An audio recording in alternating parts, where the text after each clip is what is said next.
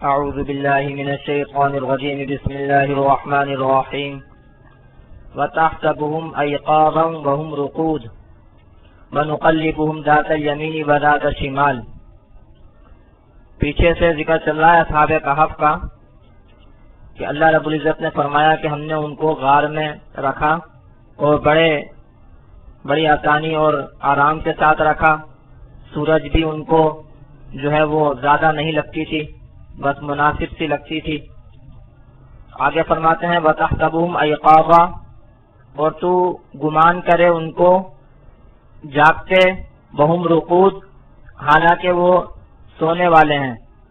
یعنی کوئی بھی ان کو دیکھے تو ایسا محسوس ہوگا جیسے وہ جاگتے ہیں حالانکہ وہ سو رہے ہیں۔ تو یہ جو فرمایا کہ کوئی بھی دیکھنے والا ان کو جاگتا سمجھے گا، اس کی وجہ بعض مفسرین نے یہ لکھی ہے کہ وہ کھلی آنکھوں سوتے تھے، یعنی ان کی آنکھیں کھلی ہوئی تھیں، سو رہے تھے لیکن آنکھیں کھلی ہوئی تھیں۔ اور بعضوں نے یہ لکھا ہے کہ اصل میں ان کی حالت جو تھی وہ اچھی تھی، بری نہیں تھی، خراب نہیں تھی، تو اس کی وجہ سے کوئی دیکھنے والا ایسا سمجھے گا جیسے جاگتے ہیں حالانکہ وہ سو رہے تھے۔ تو فرمایا وَتَحْسَبُهُمْ أَيْقَاظًا، اور تو گمان کرے ان کو جاگتے حالانکہ وہ سوتے ہیں۔ وَنُقَلِّبُهُمْ ذَاتَ الْيَمِينِ وَذَاتَ الشِّمَالِ، اور ہم ان کو کروٹیں دیتے ہیں داہنی طرف اور بائیں طرف۔ اللہ فرماتے ہیں ہم ان کو دائیں اور بائیں کروٹیں دیتے تھے۔ اس کی وجہ مفسرین نے یہ لکھی ہے تاکہ زمین سے ان کو نقصان نہ پہنچے، ایک ہی طرف پڑے زمین ان کو گلا نہ دے، زمین ان کو خراب نہ کر دے۔ تو فرمایا اور یہ بھی وجہ ہو سکتی ہے کہ ایک ہی طرف پڑے جو ہے وہ اعضاء و جوارے پٹھے وغیرہ بھی اکڑ جاتے ہیں۔ تو اللہ تعالیٰ نے یہاں فرمایا کہ ہم ان کو دائیں بائیں کروٹیں دلاتے رہتے ہیں، تو اس سے یہ ہے کہ وہ صحیح رہتے ہیں، آرام دہ حالت میں رہتے ہیں۔ جیسے سوتے میں بھی انسان سو رہا ہوتا ہے لیکن کروٹیں بدل رہا ہوتا ہے، تو اسی طرح اللہ فرماتے ہیں کہ ہم ان کو باوجود یہ کہ وہ سو رہے تھے ہم ان کو کروٹیں دلاتے رہتے تھے۔ فرمایا وَنُقَلِّبُهُمْ ذَاتَ الْيَمِينِ وَذَاتَ الشِّمَالِ، اور ہم ان کو پلٹتے تھے دائیں طرف اور بائیں طرف۔ وَقَلْبُهُمْ بَاسِطٌ ذِرَاعَيْهِ بِالْوَسِيطِ، اور ان کا کتا پھیلایا ہوا ہے اپنے دونوں ہاتھوں کو غار کی چوکھٹ پر۔ غار کی چوکھٹ پر کتا جو ہے وہ اپنے دونوں ہاتھ پھیلایا ہوا بیٹھا ہے۔ یہ پورا منظر اللہ رب العزت نے جو ہے وہ پیش کیا ہے ان کا۔ اب سوال یہ پیدا ہوتا ہے کہ کتا ان کے ساتھ کیوں تھا، حالانکہ کتے کے بارے میں تو حدیثوں میں بھی ممانعات ہے۔ تو پہلی بات تو یہ کہ یہ جو اصحاب کہف تھے، جیسے میں نے پہلے بھی تفسیر میں بتایا تھا کہ اول تو یہی متعین نہیں ہے، یہی پکی بات نہیں ہے کہ وہ کس نبی کی شریعت پر تھے، اور یہ بھی میں نے بتایا تھا کہ شاید وہ مطلق توحید پر تھے، شریعت ان کو کوئی معلوم نہیں تھی، شریعت ان کو کوئی معلوم نہیں تھی، بس یہ ہے کہ وہ توحید پر تھے۔ یا اگر بہرحال جیسے میں نے بتایا کہ اگر کسی شریعت پر تھے بھی تو ہو سکتا ہے کہ اس شریعت میں کتے کی ممانعت نہ ہو۔ اور ویسے بھی اسلام میں بھی چوکیداری کے لیے کتے کو گھر کے باہر رکھنا، کھیتوں کے لیے رکھنا تو یہ جائز ہے، یہ منع نہیں ہے، گھر میں رکھنا منع ہے۔ تو یہاں آپ دیکھیں کہ کتا چوکھٹ پہ تھا، غار کے دہانے پر تھا، گویا کہ واضح نظر آ رہا ہے کہ چوکیداری کے لیے تھا اور غار کے اندر نہیں تھا بلکہ غار کے دروازے پر تھا۔ تو بہرحال جیسے میں نے کہا کہ اول تو ضروری نہیں ہے کہ وہ کسی نبی کی شریعت پر تھے، اور دوسرا یہ کہ اگر وہ کسی نبی کی شریعت پر تھے بھی تو یہ متعین نہیں ہے، یہ پکا نہیں معلوم کہ ان کی شریعت میں کتا منع تھا کہ نہیں تھا۔ اور تیسری وجہ میں نے بتائی کہ ویسے بھی وہ کتا چوکیداری کے لیے اور غار کے اندر نہیں تھا بلکہ غار کے باہر دروازے پر تھا۔ فرمایا وقلبہم باسط ذراعیہ بالوسیط، اور ان کا کتا جو ہے پھیلایا ہوا ہے اپنے دونوں ہاتھوں کو غار کے دہانے پر، یعنی غار کی چوکٹ پر. لَوِ اطَّلَعْتَ عَلَيْهِمْ لَوَلَّيْتَ مِنْهُمْ فِرَارًا وَلَمُلِئْتَ مِنْهُمْ رُعْبًا. لَوِ اطَّلَعْتَ عَلَيْهِمْ لَوَلَّيْتَ مِنْهُمْ فِرَارًا، اگر تو جھانکے ان کے اوپر تو ضرور چیٹ پھیر کر بھاگے ان سے. یہ جو ابھی پیچھے سے چل رہا ہے کہ تو گمان کرے گا ان کو، اور یہ جو فرمایا کہ اگر تو جھانکے، یہ اصل میں یوں سمجھ لیں کہ یا تو یہ مخاطب ہے ہر قرآن کا پڑھنے والا اور سننے والا، یا یہ ہے کہ حضور صلی اللہ علیہ وسلم کو مخاطب بنا کر امت کو بتانا اور امت کو سنانا مقصد ہے. تو بہرحال دونوں کا خلاصہ یہی نکلے گا کہ اگر کوئی بھی ان کو دیکھے اور ان کے اوپر مطلع ہو، ان کو جھانکے، تو وہاں پر ایسا انداز ہے اور ایسا نقشہ ہے کہ وہ پیٹ پھیر کے بھاگے گا وہاں سے. وَلَمُلِئْتَ مِنْهُمْ رُعْبًا، اور بھر جائے گا ان سے رعب سے، ڈر سے. اب ایسا کیوں ہے؟ اس کی کئی وجوہات ہو سکتی ہیں، یہاں پر وجوہات ذکر نہیں کی ہیں. مثال کے طور پر جو پورا نقشہ ان کا ہے، اس کی وجہ سے شاید ایک ڈر دل میں بیٹھ جائے اور اس کی وجہ سے بھاگے.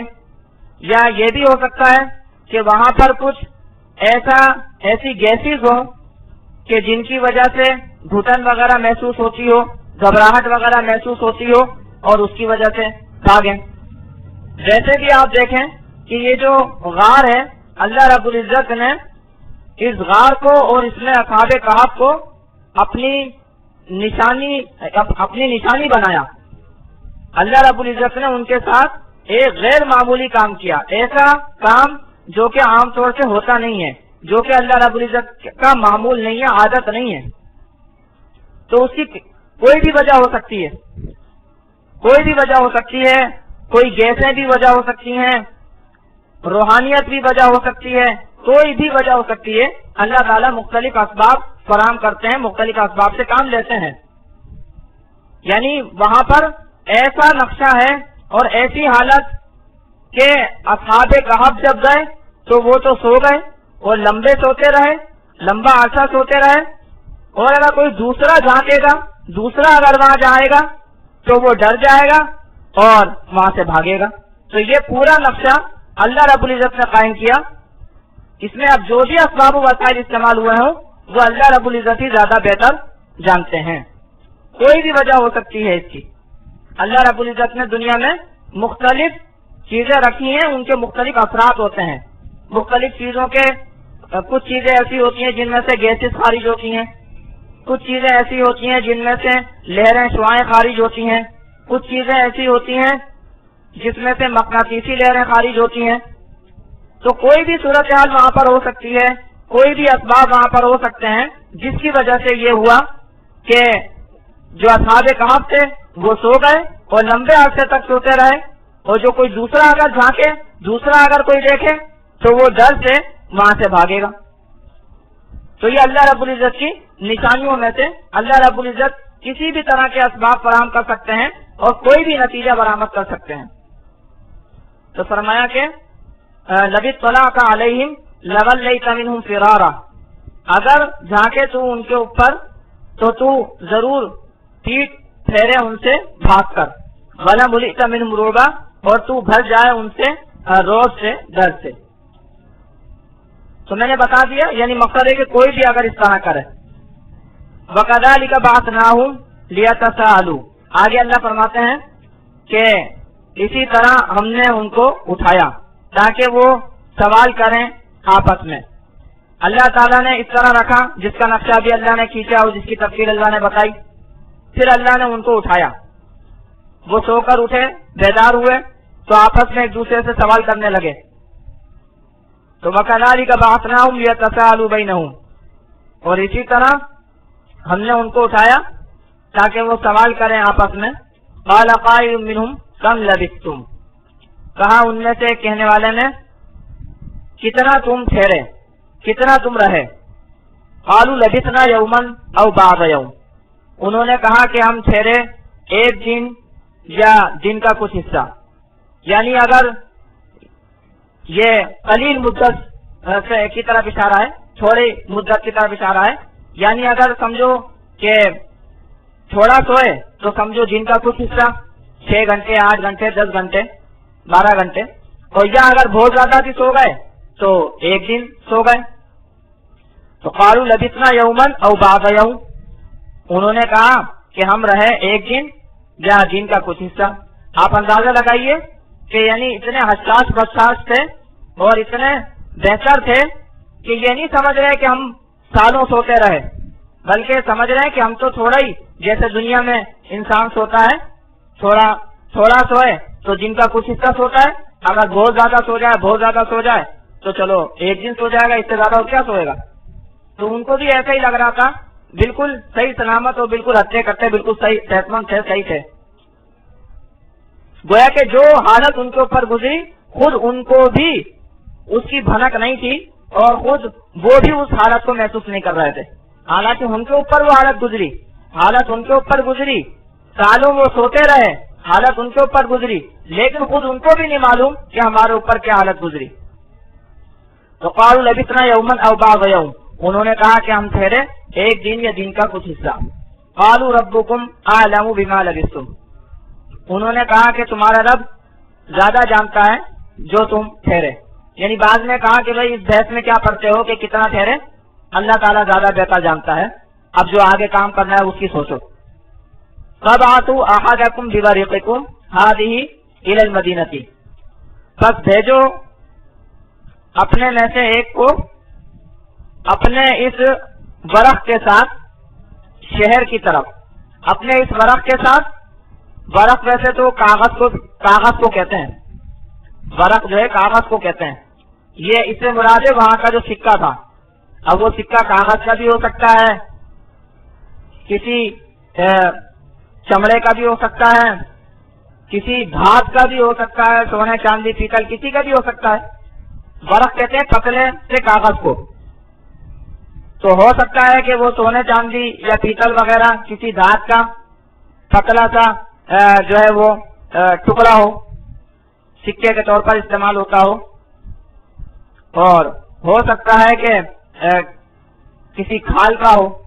زیادہ ظاہر یہ ہے کہ شاید کسی دھات کا ہوگا، کیونکہ دھاتیں ہی عام طور سے زیادہ عرصے تک رہ سکتی تھیں اور رہ پاتی تھیں. تو اور عام طور سے رواج بھی پہلے جو ہے وہ دھاتوں کے ہی سکوں کا تھا. تو کہا کہ فَبْعَثُوا أَحَدَكُمْ بِوَرِقِكُمْ هَٰذِهِ، بس بھیجو اپنے میں سے ایک کو اس سکے کے ساتھ شہر کی طرف، الی المدینہ یعنی شہر کی طرف. مدینہ میں نے پہلے ہی بتایا تھا شہر کو کہتے ہیں، کوئی سا بھی شہر. فَلْيَنظُرْ أَيُّهَا أَزْكَىٰ طَعَامًا، بس چاہیے کہ دیکھیں کہ کون سا پاکیزہ ہے کھانا. پاکیزہ کھانا دیکھے، صاف ستھرا دیکھے، حلال کھانا دیکھے. فَلْيَأْتِكُمْ بِرِزْقٍ مِّنْهُ، پس لے آئے تمہارے پاس اس میں سے روزی، یعنی اس میں سے کھانے کو تمہارے پاس لے آئے. وَلْيَتَلَطَّفْ، اور چاہیے کہ نرمی کرے. وَلَا يُشْعِرَنَّ بِكُمْ أَحَدًا، اور نہ بتا دے تمہارے بارے میں کسی کو، یعنی نرمی سے پیش آئے، لڑائی جھگڑا نہیں کرے. یہ اس لیے بھی کہا کہ چونکہ پہلے یہ جن حالات میں آئے تھے، یہاں پر پہلے یہ جن حالات میں آئے تھے تو ان کو نہیں معلوم تھا کہ باہر ابھی کیا حالات ہیں. یہ تو وہی حالات سمجھ رہے تھے جن حالات میں یہ غار میں آئے تھے. اور غار میں جن حالات میں آئے تھے یہ، تو اس وقت تو ان کی ڈھونڈ مچی ہوئی تھی. تو اس لیے انہوں نے کہا کہ ذرا ہوشیاری سے جائیں اور نرمی سے پیش آئیں. اگر سختی سے پیش آئیں گے، لڑائی جھگڑا کریں گے تو اور پھنس جائیں گے. اور کسی کے ہمارے بارے میں کسی کو ذرا بھی بھنک نہ لگنے دیں. تو فرمایا کہ فَبْعَثُوا أَحَدَكُمْ بِوَرِقِكُمْ هَٰذِهِ إِلَى الْمَدِينَةِ، بس بھیجو اپنے میں سے کسی ایک کو اپنے اس سکے کے ساتھ شہر کی طرف. فَلْيَنظُرْ أَيُّهَا أَزْكَىٰ طَعَامًا، بس چاہیے کہ دیکھیں کہ کون سا پاکیزہ ہے کھانا. فَلْيَأْتِكُمْ بِرِزْقٍ مِّنْهُ، پس لے آئے تمہارے پاس اس سے کچھ روزی. وَلْيَتَلَطَّفْ، اور چاہیے کہ نرمی کرے. یہاں فقہ جلال علی صاحب نے اس کا ترجمہ کیا ہے آہستہ آہستہ جائے، بل یتلطف کا معنی کیا انہوں نے، تو یہ مطلب یہ ہو سکتا ہے کہ آرام آرام سے دیکھ بھال کے جائے. ولا یشعرن بکم احدا، اور نہ جتا دے نہ بتا دے تمہارے بارے میں کسی کو. انہم ان یظہروا علیکم یرجموکم او یعیدوکم فی ملتہم ولن تفلحوا اذا ابدا. تحقیق وہ اگر غالب آئیں گے تمہارے اوپر، سنسار کر دیں گے تم کو یا لوٹا دیں گے تم کو اپنے مذہب میں، اور تب تو تم ہرگز کامیاب نہیں ہوگے، فلاح نہیں پاؤ گے، نجات نہیں پاؤ گے. یہ اس نے ساتھ میں یہ بھی بتایا کہ بھئی ہم جو یہ احتیاط کر رہے ہیں یہ اس وجہ سے کیونکہ اگر وہ لوگوں کو بھنک لگ گئی، وہ ہم کو پکڑ لیں گے، ہمیں گرفتار کر لیں گے، پھر بادشاہ ظالم ہے، مخالف ہے، وہ ہم کو سزا دے گا، سنسار کر دے گا، یا پھر ہم پر زبردستی کرے گا، وہ زبردستی جو ہے نا ہمیں اپنے مذہب میں لوٹانے کی کوشش کرے گا. اور اگر فرض کرو کہ زبردستی جبر و اکراہ کی وجہ سے کوئی ان کے دین میں لوٹ گیا تو پھر اس کو فلاح نہیں ملے گی، نجات نہیں ملے گی. تو اس لیے یہ احتیاط کر رہے ہیں. یہ اللہ رب العزت نے جو نقشہ کھینچا ہے اس سے یہ بھی بتانا مقصد ہے کہ دیکھو ان کو باہر کے حالات بالکل نہیں معلوم تھے کہ باہر کے حالات کیا ہیں. تو فرمایا انہم ان یظہروا علیکم یرجموکم او یعیدوکم فی ملتہم. تحقیق وہ اگر غالب آئیں گے تمہارے اوپر، سنسار کر دیں گے تم کو. سنسار کرنا مطلب پتھر مار مار کے ہلاک کرنا. سنسار کر دیں گے تم کو یا تم کو لوٹائیں گے اپنے دین میں. ولن تفلحوا اذا ابدا، اور ہرگز نجات نہیں پاؤ گے تب تو تم. آگے اللہ فرماتے ہیں وَكَذَلِكَ أَعْثَرْنَا عَلَيْهِمْ لِيَعْلَمُوا أَنَّ وَعْدَ اللَّهِ حَقٌّ. اور اس طرح ہم نے مطلع کر دیا ان کے اوپر تاکہ وہ جان لیں کہ تحقیق اللہ تعالیٰ کا وعدہ سچا ہے. اللہ تعالیٰ اسباب بناتے ہیں. اب اللہ تعالیٰ نے ان کو اٹھانا تھا، ان کا معاملہ لوگوں کو بتانا تھا، لوگوں پر ظاہر کرنا تھا. اب حالات وہاں سے بدل چکے تھے، اب باہر کے حالات بدل چکے تھے، وہ ظالم بادشاہ طبقہ گزر چکا تھا، اور اب جو مذہب تھا وہاں پر وہ اصحاب کہف کے موافق تھا، وہ توحید والا مذہب تھا. اس وقت عیسائیت جو ہے وہ پھیل رہی تھی، اور عیسائیت میں بھی اس وقت کے اعتبار سے توحید تھی. اصحاب کہف کس مذہب کے تھے؟ میں نے جیسے پہلے بھی بتایا کہ اس کے بارے میں جو اختلاف ہے، بعض نے کہا کہ عیسائی تھے، عیسائیت پر تھے، اصلی عیسائیت پر، اور بعضوں نے کہا کہ نہیں، صرف توحید پر تھے. لیکن بہرحال جس زمانے میں یہ اٹھے ہیں تو اس زمانے میں کون سا مذہب رائج تھا وہاں پر، تو اس بارے میں مفسرین نے کہا ہے کہ اس زمانے میں وہاں پر عیسائی مذہب رائج تھا. تو ظاہر سی بات ہے کہ جب عیسائی مذہب رائج تھا تو عیسائی مذہب میں بھی اصل عیسائی مذہب میں توحید ہے، اور جو اصحاب کہف تھے وہ بھی توحید پر تھے. تو اس طرح اب جو حالات تھے وہ اصحاب کہف کے موافق تھے. تو اس طرح اللہ تعالیٰ نے ان لوگوں کو ایک نمونہ اور ایک نشانی اپنی بڑی دکھائی، مرنے کے بعد دوبارہ زندہ ہونے کی نشانی، کیونکہ وہ بھی اسی سے ملتا جلتا ہے کہ دیکھیں اللہ، یعنی ان کو اللہ تعالیٰ نے اتنا لمبا عرصہ سلایا اور ان کو کچھ بھی نہیں ہوا، ان کا جسم گلا چڑھا بھی نہیں، وہ مرے بھی نہیں. تو فرمایا کہ وَكَذَلِكَ أَعْثَرْنَا عَلَيْهِمْ لِيَعْلَمُوا أَنَّ وَعْدَ اللَّهِ حَقٌّ. اور اس طرح ہم نے مطلع کر دیا ان کے اوپر لوگوں کو، لِيَعْلَمُوا أَنَّ وَعْدَ اللَّهِ حَقٌّ، تاکہ وہ جان لیں کہ تحقیق اللہ کا وعدہ سچا ہے. وَأَنَّ السَّاعَةَ لَا رَيْبَ فِيهَا، اور یہ کہ قیامت اس میں کوئی شک نہیں ہے. مطلع کس طرح کر دیا؟ مفسرین نے لکھا ہے، اور جیسا کہ پیچھے کے تفصیلات سے واضح ہو رہا ہے کہ جب وہ سکہ لے کر وہ آدمی گیا بازار میں خریدنے کے لیے، خریداری کے لیے، تو وہ سکہ تو ظاہر سی بات ہے پرانا تھا اس زمانے کے اعتبار سے، باہر کے معاشرے کے اعتبار سے وہ سکہ پرانا تھا. تو انہوں نے سمجھا کہ اس کو کوئی گڑا ہوا خزانہ ملا ہے. تو معاملہ کی جو ہے وہ چرچا ہونے لگی، شہرا ہونے لگا، پھر بادشاہ تک معاملہ پہنچا، اور اس نے پھر تحقیقات کے لیے وہ تختیاں طلب کی کہ جن میں جو ہے ان کچھ افراد کے بارے میں لکھا گیا تھا جو غائب ہو گئے تھے. تو جب وہ نکالی، ان کی تفصیلات نکالی، تو پھر سارا معاملہ واضح ہو گیا. لیکن اب جیسے میں نے بتایا کہ حالات اصحاب کہف کے موافق سے مخالف نہیں تھے. تو فرمایا کہ اس طرح ہم نے مطلع کر دیا ان کے اوپر، اور اس طرح ہم نے گویا لوگوں کو یہ بتایا کہ اللہ کا وعدہ سچا ہے اور قیامت قائم ہونے والی ہے، مرنے کے بعد زندگی ہے، مرنے کے بعد دوبارہ اٹھنا ہے. جس طرح یہ لوگ سونے کے بعد دوبارہ اٹھیں اتنے لمبے عرصے کے بعد، سونے کے بعد اتنے لمبے عرصے کے بعد اٹھے ہیں دوبارہ، اس سے یہ بھی سمجھ لینا چاہیے کہ اللہ تعالیٰ کے ہاں ہر طرح کے اسباب ہیں. اللہ تعالیٰ مار کر اور جسم ختم ہو جائے تو بھی دوبارہ زندہ کر سکتے ہیں، دوبارہ اٹھا سکتے ہیں. تو فرمایا کہ وَكَذَلِكَ أَعْثَرْنَا عَلَيْهِمْ، اور اس طرح ہم نے مطلع کر دیا ان کے اوپر تاکہ وہ جان لیں کہ اللہ کا وعدہ سچا ہے، وَأَنَّ السَّاعَةَ لَا رَيْبَ فِيهَا، اور یہ کہ قیامت اس میں کوئی شک نہیں ہے.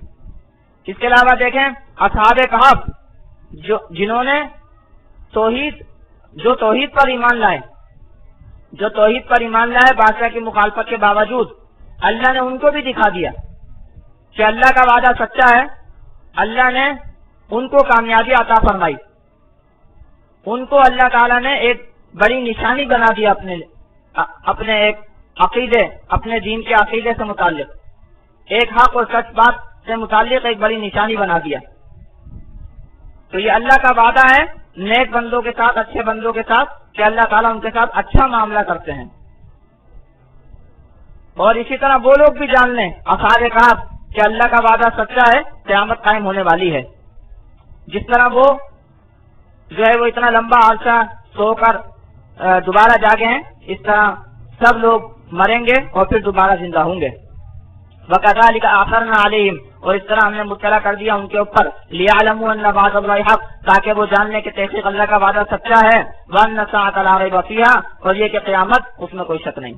إِذْ يَتَنَازَعُونَ بَيْنَهُمْ أَمْرَهُمْ، جس وقت وہ جھگڑتے تھے آپس میں اپنے کام کے بارے میں، فَقَالُوا ابْنُوا عَلَيْهِمْ بُنْيَانًا، بس انہوں نے کہا کہ بناؤ ان کے اوپر ایک عمارت. یہ جو فرمایا کہ جھگڑتے تھے آپس میں اپنے کام کے بارے میں، اس بارے میں بعض مفسرین نے یہ کہا کہ یعنی اس وقت یہ جھگڑا چل رہا تھا معاشرے میں، غار کے باہر کے معاشرے میں یہ جھگڑا چل رہا تھا کہ بعث بعد الموت ہے کہ نہیں ہے، موت کے بعد زندگی ہے کہ نہیں ہے تو کس طرح کی ہے. بعض کہتے روحانی ہے، بعض کہتے جسمانی روحانی دونوں ہیں. تو یہ جھگڑا چل رہا تھا معاشرے میں، تو اللہ تعالیٰ نے ایک نشانی پیش کر دی، اللہ نے اس معاملے کو سلجھا دیا. اور بعضوں نے کہا ہے کہ یہ جو فرمایا کہ تنازعون، کہ وہ جھگڑتے تھے اپنے کام کے بارے میں، یہ وہ کام ہے جس کا ذکر آگے آ رہا ہے، جس کا ذکر اگلے ہی جملے میں آ رہا ہے کہ اب اپنی عقیدت کا اظہار کس طرح کرنا ہے، ان لوگوں سے اپنی عقیدت کا اظہار کس طرح کرنا ہے. تو بعضوں نے کہا کہ ان کے اوپر ایک یادگار عمارت بنا دو، ایک یادگار مکان بنا دو. اور آگے جیسے آ رہا ہے کہ جن کا غلبہ تھا، جو سلطنت میں تھے، جو حکومت میں تھے، انہوں نے کہا کہ ہم مسجد بنائیں گے، یعنی کہ عبادت خانہ بنائیں گے. تو فرمایا اذ یتنازعون بینہم امرہم، جس وقت وہ جھگڑتے تھے آپس میں اپنے کام کے بارے میں، فقالوا ابنوا علیہم بنیانا، بس کہا انہوں نے کہ بناؤ ان کے اوپر ایک عمارت، یعنی غار کے پاس، غار کے اطراف ایک عمارت بنا دو یادگار کے طور پر. ربہم اعلم بہم، ان کا رب خوب جانتا ہے ان کو. یہاں اللہ رب العزت نے بتایا کہ ان کا رب خوب جانتا ہے ان کو، کہ اللہ کو تو خوب معلوم ہے سب کا معاملہ، اصحاب کہف کے ساتھ کیا ہوا اور ان کے عقیدت مندوں نے کیا کیا اور کیا کہا، اللہ کو سب معلوم ہے. ربہم اعلم بہم، ان کا رب خوب جانتا ہے ان کو. قال الذین غلبوا علی امرہم لنتخذن علیہم مسجدا، کہا ان لوگوں نے جو غالب آئے تھے اپنے کام پر کہ ہم ضرور بنائیں گے ان کے اوپر مسجد. مسجد کا مطلب ہوتا ہے سجدے کی جگہ، یعنی کہ عبادت خانہ. اور جیسے میں نے بتایا کہ عام مفسرین نے لکھا ہے کہ اس وقت جو ہے وہ غار کے باہر جو معاشرہ تھا، جو لوگ تھے، وہ عیسائیت پر تھے. تو قال الذین غلبوا علی امرہم، کہا ان لوگوں نے جو غالب آئے اپنے کام پر یعنی وہ لوگ جن کا زور تھا، جن کا غلبہ تھا، انہوں نے کہا کہ لنتخذن علیہم مسجدا، کہ ہم ضرور بنائیں گے ان کے اوپر مسجد، یعنی کہ عبادت خانہ۔ سیقولون ثلاثۃ رابعہم کلبہم، آگے اللہ تعالیٰ ان کی جو گنتی تھی، ان کی جو تعداد تھی، اس کے بارے میں بات کرتے ہیں، اور یہ اس وجہ سے کر رہے ہیں کہ یہود نے بھی اس طرح مختلف باتیں کی تھیں تاکہ حضور صلی اللہ علیہ وسلم کو آزمائیں کہ دیکھو یہ کیا کہتے ہیں۔ تو سیقولون ثلاثۃ رابعہم کلبہم، کہیں گے ان قریب وہ کہ 3 ہیں، ان کا چوتھا کتا ہے، یعنی بعض لوگ یہ کہیں گے کہ اصحاب کہف 3 تھے اور چوتھا کتا تھا۔ وَيَقُولُونَ خَمْسَةٌ سَادِسُهُمْ كَلْبُهُمْ رَجْمًا بِالْغَيْبِ، اور وہ کہیں گے کہ 5 ہیں، ان کا چھٹا ان کا کتا ہے، رجمًا بالغیب، بن دیکھے پھینکنا، یعنی ایسے بن دیکھے جیسے تیر پھینکتے ہیں کہ ہدف پہ لگے نہ لگے، ایسے اٹکل سے، اندازے سے۔